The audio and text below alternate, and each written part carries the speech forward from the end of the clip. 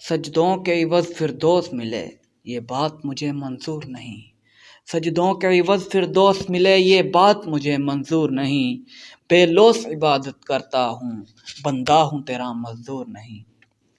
دوستو آج ہم بات کرنے جا رہے ہیں ایک ایسے رہنما کی کہ جس نے مسلمانوں میں آزادی کی شمع کو روشن کیا۔ 23 مارچ 1940 جب یہاں پاکستان کی قرارداد کا جلسہ منعقد کیا جا رہا تھا، اس رومانوی موقع پر مسلمانوں نے ایک اتنا پرجوش نعرہ لگایا۔ یہ وہ جلسہ نہیں تھا، یہ اللہ کے بندے اپنے رب کو فریاد پیش کر رہے تھے۔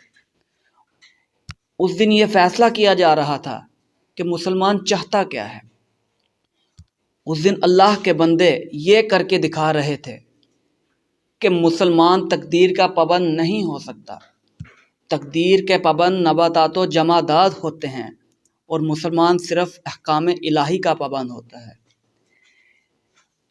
اس دن جب یہ جلسہ کیا جا رہا تھا تو مسلمانوں نے اپنے عہد وفا کا اعلان اپنے رب کے سامنے ایسے کیا کہ یہ نعرہ لگایا کہ اب یا پاکستان یا شہادت۔ یہ چیز مسلمانوں میں جن شخصیات نے ابھاری ان میں علامہ اقبال کا نام سر فہرست لیا جاتا ہے، جنہوں نے اپنی شاعری کے ذریعے مسلمانوں کے دلوں میں الگ وطن اسلامی مملکت کی جڑوں کو مضبوط کیا تاکہ مسلمان اپنی عبادات، رسومات اور اپنی تہذیب کو اپنی مرضی سے سر انجام دے سکیں۔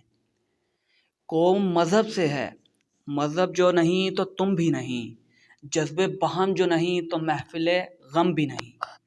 شاعر مشرق اور مفکر اسلام سے مشہور ہونے والا یہ شخص جس نے اپنی شاعری کے ذریعے غیر مسلم کا غرور توڑا اور جس عظیم شخص نے نوجوان نسل کو ابھارنے کے لیے اپنی فکرمند شاعری کا سہارا لیا، اس عظیم المرتبت اور بہت ہی قابل شخصیات کی بنا پر 14 اگست 1947 کو پاکستان اس دنیا میں نمودار ہوا، جس کا مطلب ہی لا الہ الا اللہ ہے۔